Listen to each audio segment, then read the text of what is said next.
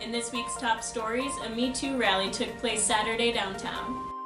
A study away fair took place in the PSU, and an MSU student's music has reached thousands of listeners. Welcome to this week's Standard Statement. I'm Kathryn Dolan. Making headlines this week, this past Saturday, Springfield saw a Me Too rally in Park Central Square.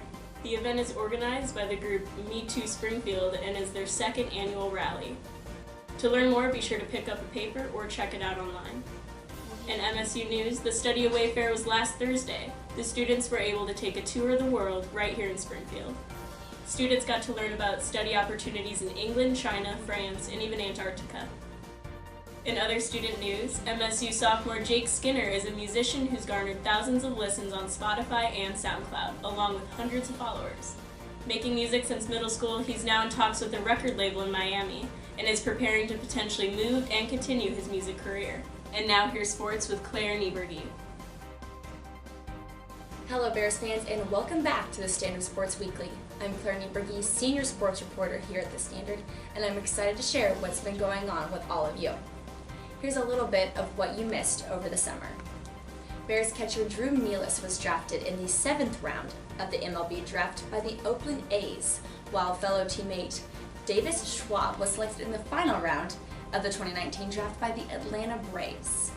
Jordan Fife, current cross-country head coach, has been named the new track and field head coach after filling the interim spot last season. And Carly Thomas, former Missouri State All-American, returns as the Bears' volleyball assistant coach.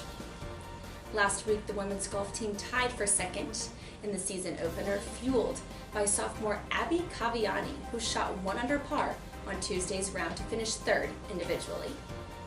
The men's golf team placed 6th at the Sam Hall Intercollegiate as junior Crimson Callahan paved the way for the Bears, tying for 5th individually with a score of 206. The women's soccer team beat SIU Edwardsville last week 1-0, making them 3-1 on the season. And the men's soccer team beat Central Arkansas 1-0, extending their winning streak and keeping them undefeated for the season. This past Saturday, the football team lost in Tulane 58-6. The Bears only had 11 first downs in the entirety of the game, leading to their 52-point deficit. Missouri State's defense gave up nearly 300 rushing yards, while their offense logged just 14 completed passes for 128 yards. The Bears play at home for the first time this season on Saturday, September 21st, hosting Kennesaw State for a 2 o'clock kickoff. Pick up a paper this week to read about the baseball Bears' new volunteer assistant coach and his fight against cancer, the history of the Missouri Valley Football Conference as they celebrate their 150th anniversary, and how the volleyball team is doing under their new interim head coach, Manolo Concepcion. And that's what you missed. See you guys next week on the Standard Sports Weekly.